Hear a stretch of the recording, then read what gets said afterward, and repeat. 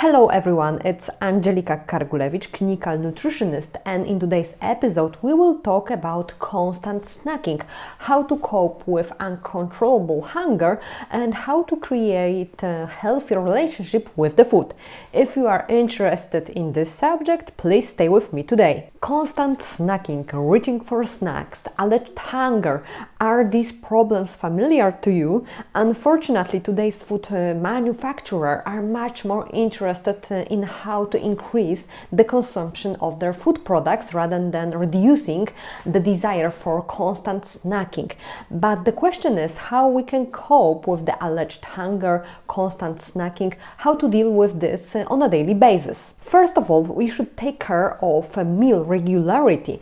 And on the one hand, night fasting is very desirable, but it means fasting during the night, which means avoiding the food products for 10 to 11 hours per day, which is very desirable. And following this line of thought, we can consider that, for example, eating only few hours during the day is ideal for everyone. So, for example, like the whole idea of eating windows connected to intermittent fasting.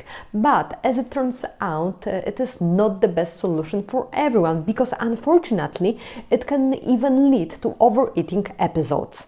Certainly, some of you may find your way around a typical 8-hour eating window and you may even benefit from it. But it is worth bearing in mind that it is not ideal for everyone. A busy schedule during the day, workout in the latter part of the day, or even gastrointestinal problems, all of these factors can mean that eating during only few hours per day is not the best solution for you. 3 to 5 regular meals, depending on your preferences, will be the beneficial solution. And an important aspect here is not to skip the scheduled meals. Another important factor is a satiety index, and the highest satiety index has protein, then carbohydrate, but in the form of dietary fiber, and least fat. And we should remember that the intake of the dietary fiber should be greater than 30 grams per day. For example, in the form of beta-glucan like oats and barley, but also psyllium seeds, lupin seeds, for example, also rye bran, konjac glucomannan, but also pectins and alginate. And when we want to stimulate our satiety, we should choose plant-based diet because it has a low energy density but simultaneously high nutrient density, and at the same time it shows a filling effect on the digestive tract.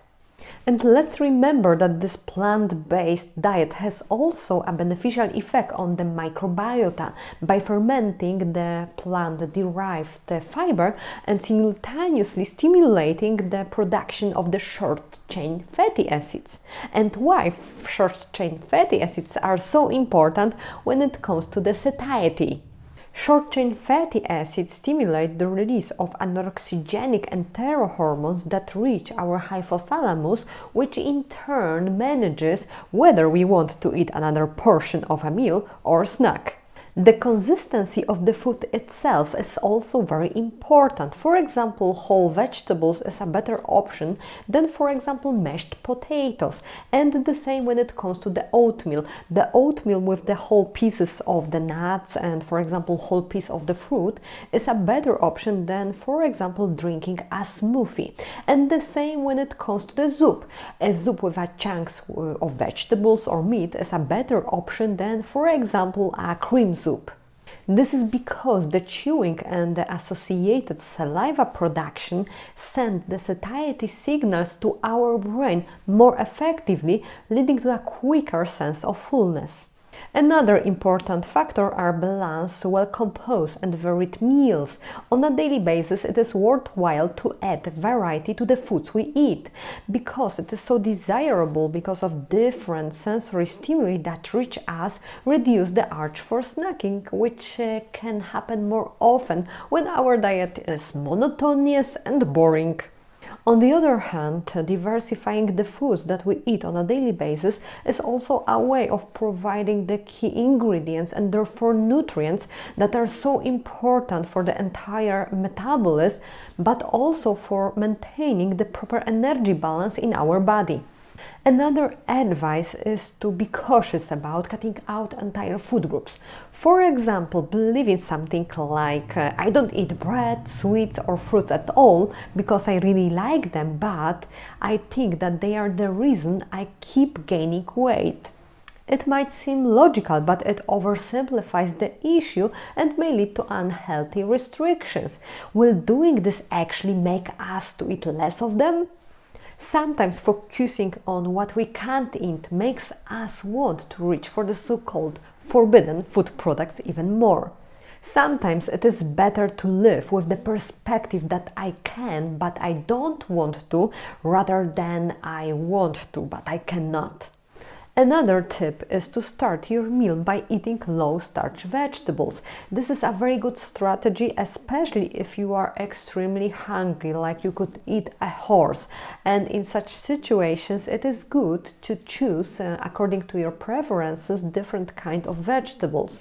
For example, slices of tomato, but also lettuce, spinach, cress with a splash of lemon juice, but also bell pepper strips, cucumber sticks, celery stalks, and for example it can be also a good choice to choose, for example, a mix of your favorite crunchy vegetables. These take time to chew and bite into and is needed for the enterohormones which are released in our digestive tract to reach the central nervous system and trigger the satiety signal. On the other hand, low-starch vegetables, which have a high content of the fiber and water, has also a filling effect on the digestive tract, and this signal, like stretching the stomach walls, is also sent to our brain to notify us of satiety. Having eaten vegetables first, we will eat less of potentially more calorific ingredients such as carbohydrates in the form of bread, pasta or rice. Another strategy is to combine the fiber with the protein, and for some it is even more effective strategy. So in the practice it is to combine the low-starch vegetables with protein, and this combination has been shown to increase significantly the release of very interesting compound like GLP-1, and this substance is increasing and affecting the sensation of the satiety. Another tip is to eat sweets and desserts properly. So the first advice here is to never eat them when you are hungry. When you crave sweets, first you should think when was the last time you ate a worthwhile meal. Because if it's like a long time, more than 4 hours, probably you are hungry.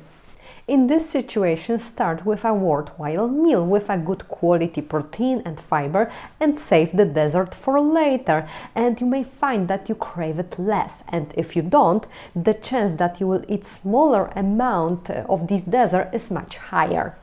Another advice is to never shop when you are hungry, and the same, never go to cafe or bakery when you are hungry. Why? Because in that kind of situation, the chance that you will choose less valuable and less nutritious food products is much greater.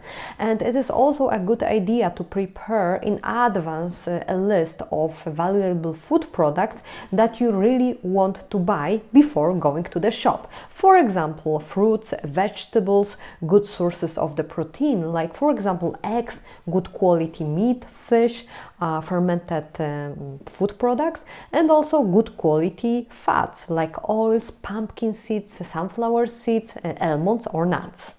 And remember to ensure proper hydration. Yes, it is possible to confuse thirst with the hunger. So in the first instance, it is worth to ensure proper fluid supply.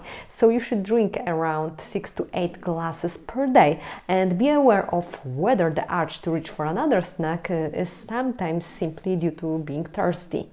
Another tip is don't forget to get a good night's sleep. Why is this so important? Because if we are sleep deprived, the concentration in our body of the so-called orexigenic hormones, which increases the hunger, is greater. What kind of hormone is this? For example, ghrelin. Ghrelin increases the appetite, and its higher concentration in the body correlates with the higher body weight. Therefore, when we are tired or deprived when it comes to the sleep, we want to snack more. And it is not a matter of the lack of our willpower or, for example, laziness, but of the complex machinery, hormonal machinery, which runs in our body that we cannot always control. And of course, don't forget to take care of the psyche realm. It is very important to ask the questions. For example, what are the causes that we search for the food? Maybe it is stress or maybe emotions. We should ask ourselves if we are really physiologically hungry, and the signs of it is, for example, stomach cramp and, for example, bubbling in the digestive tract or feeling the weakness, or maybe we want to reach for another snack because of the boredom, loneliness or sadness. It is not food that should compensate for these deficiencies, and remember that most of our food choices start with thoughts, which then turns into actions. Another important factor when it comes to the prevention of overeating is mindfulness during eating meals. It is so important because, for example, when you are browsing social media or watching TV while eating meals, it is a factor that predisposes to overeating.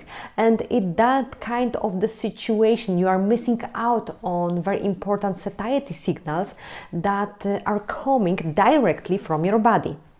Another very important advice is to getting to know yourself, because everybody is different, and in that kind of situation we also need different coping strategies. For example, some will need sweet breakfast, while others will prefer to do quite opposite. And the same when it comes to the timing. For example, some of us will be satisfied to eating breakfast at 8 o'clock, while others will do completely opposite and starting the day with the breakfast at 12 o'clock. As long as we are coping with the food choice, with the regularity of the meals, with all of the aspects connected to the proper nutrition in a reasonable way, it is a good option for us. But for sure, we should adjust these kind of actions to our preferences. In conclusion, of course, modern food environments are designed to increase our appetite, not to reduce this. But there is a good information because we can take back the control. For example, using such kind of the strategies like regular meals, having a well-balanced diet with a high-quality protein, fiber, and also staying hydrated, getting enough sleep, and also practicing mindful eating. They can help to regulate our hunger and also reduce the need for constant snacking. If you liked this video, please leave the thumb up. You can also leave the comment in the comment section, and don't forget to subscribe the channel. See you soon in the next episode.